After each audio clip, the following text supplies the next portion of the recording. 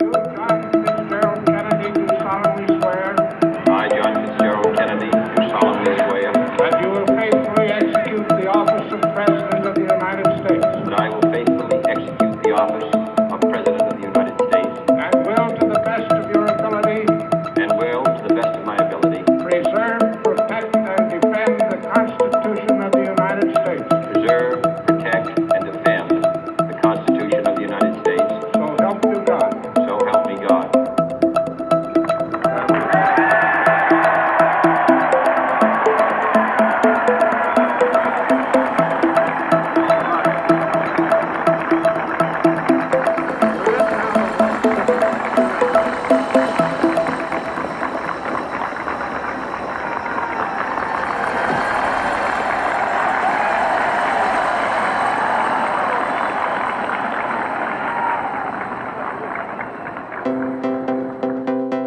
Vice President Johnson, Mr. Speaker, Mr. Chief Justice, President Eisenhower, Vice President Nixon, President Truman, Reverend clergy, fellow citizens. We observe today not a victory of party, but a celebration of freedom, symbolizing an end as well as a beginning, signifying renewal as well as change. For I have sworn before you and Almighty God the same solemn oath our forebears prescribed nearly a century and 3/4 ago.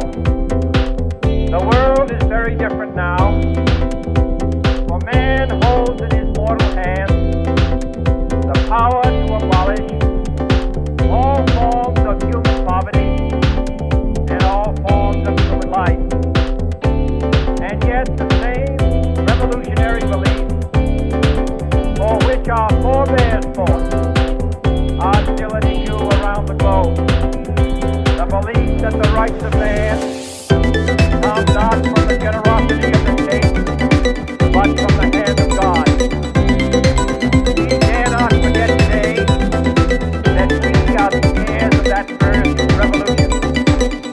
Let the word go forth from this time and place to friend and foe alike, that the torch has been passed to a new generation of Americans born in this century, tempted by war, disciplined by a hard and bitter peace, proud of our ancient heritage, and unwilling to witness or permit the slow undoing of those human rights to which this nation has always been committed, and to which we are committed today at home and around the world.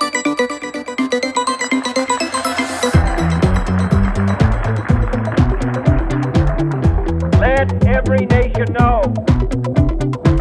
whether it wishes us well or ill, that we shall pay any price, bear any burden, meet any hardship, support any friend, oppose any foe, to assure the survival and the success of liberty.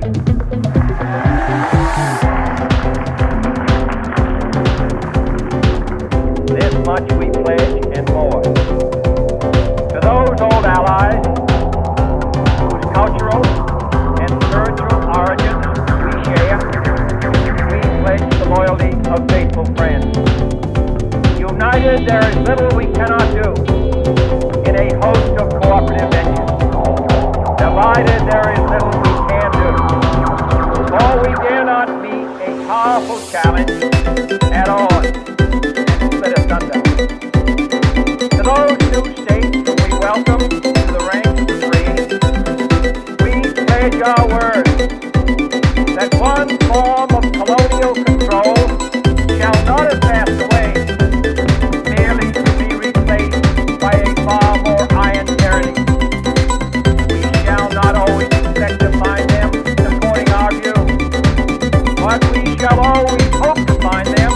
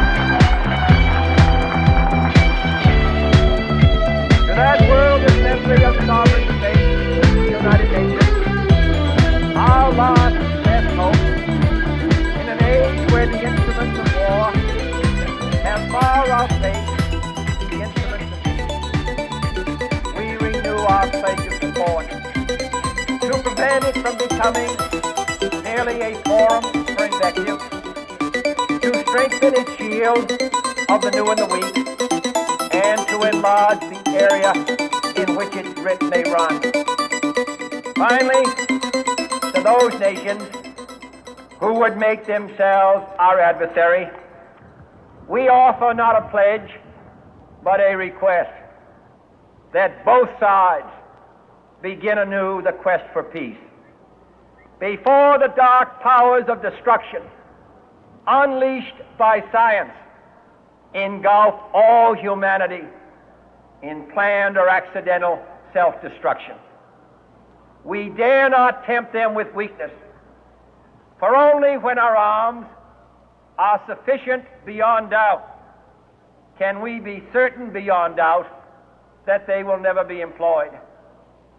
But neither can two great and powerful groups of nations take comfort from our present course, both sides overburdened by the cost of modern weapons, both rightly alarmed by the steady spread of the deadly atom, yet both racing to alter that uncertain balance of terror that stays the hand of mankind's final war. So let us begin anew, remembering on both sides that civility is not a sign of weakness, and sincerity is always subject to proof. Let us never negotiate out of fear, but let us never fear to negotiate.